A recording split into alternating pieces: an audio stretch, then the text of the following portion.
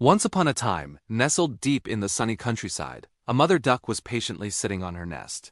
She had been waiting for what felt like an eternity for her eggs to hatch. Finally, one by one, tiny cracks appeared, and soon, fluffy yellow ducklings started peeping their way into the world. Peep, peep! They chirped, looking around at the big green world. The mother duck counted her new babies.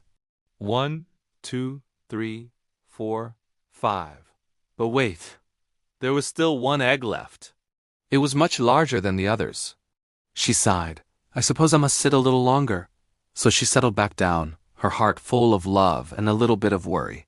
A few days later, the big egg finally started to wobble and crack.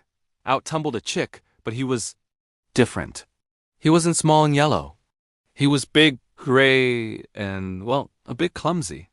The other ducklings stared. Even the mother duck was taken aback. Oh my, she thought, he doesn't look like the others at all. But she was his mother, and she gathered him under her wing all the same, determined to love him just as much as the rest. The next day, she led her new family down to the pond for their first swim. The little yellow ducklings jumped in, splashing and paddling perfectly. The big gray duckling hesitated for a moment, then plopped into the water. To his mother's relief, he swam beautifully, his long neck held high. Well, at least he's a proper duck, she thought with a smile.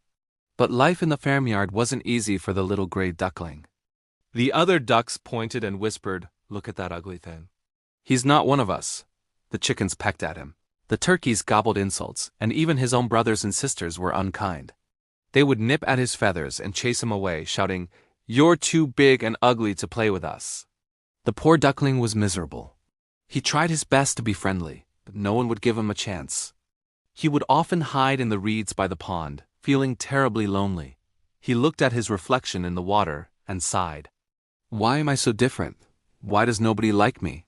He wondered, his little heart aching. One day, he just couldn't take it anymore. The teasing, the loneliness, it was all too much. He decided to run away. Under the cover of twilight, he slipped away from the farmyard, waddling as fast as his little legs could carry him, not looking back. He didn't know where he was going, only that he had to find a place where he belonged. He journeyed for days, meeting all sorts of creatures. He came across a flock of wild ducks, but they took one look at him and said, "You're much too ugly to join us." He found a cottage where an old woman lived with her cat and hen. They let him stay for a while, but they couldn't understand him, and the cat and hen made fun of his inability to lay eggs or purr. So once again, he left, feeling more alone than ever. Autumn arrived, painting the leaves in shades of red and gold. One evening, as the sun was setting, the duckling saw a flock of magnificent birds flying south. They were breathtaking pure white, with long, elegant necks. He had never seen anything so beautiful. He watched them, his heart filled with a strange longing, until they were just a speck in the sky. He wished more than anything that he could be beautiful like them. Then winter came. The world turned white and cold. The pond froze over, and the poor duckling had to paddle constantly to keep a small patch of water open. He grew weaker and weaker from the cold and hunger. One morning, a kind farmer found him, frozen in the ice. The farmer carefully broke the ice, picked up the shivering bird, and took him home to his family. In the warmth of the farmhouse, the duckling slowly recovered. The farmer's children wanted to play with him, but he was scared and clumsy. In a panic, he fluttered around, knocking over a pail of milk and a sack of flour before escaping through an open door, back into the harsh, cold winter.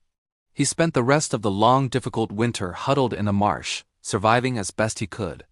Finally, the sun began to shine warmly again.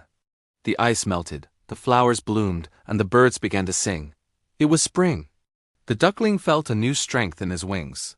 He flapped them, and to his surprise, they were much larger and more powerful than before. He lifted off the ground and soared into the bright blue sky. He could fly. He flew over fields and gardens until he came to a beautiful lake. And there, gliding gracefully on the water, were 3 of the magnificent white birds he had seen in the autumn. He felt that familiar pull, a deep desire to be near them. But then he remembered how ugly he was. "They'll just chase me away," he thought sadly. "But I have to try. It's better to be rejected by these beautiful creatures than pecked by ducks and chickens." So he landed gently on the water and swam towards them, his head bowed low, expecting to be teased. As he got closer, he saw his own reflection in the clear water. But the reflection he saw wasn't a big, gray, ugly duckling. It was a beautiful, graceful white bird with a long, elegant neck. He was stunned. He wasn't an ugly duckling at all. He was a swan. The other swans swam to him, nuzzling him with their beaks. "Welcome," they seemed to say. The children who were feeding bread to the birds pointed at him and exclaimed, "Look, there's a new one. He's the most beautiful of them all." For the first time in his life, he felt a sense of belonging. He ruffled his feathers, held his slender neck high, and swam alongside his new family. He had been through so much hardship and loneliness, but it was all worth it. He had finally found where he truly belonged. And from that day on, he swam happily, a beautiful swan, loved and admired by all. This story reminds us that it's okay to be different. True beauty isn't about how you look on the outside, but about the kindness and strength you have on the inside.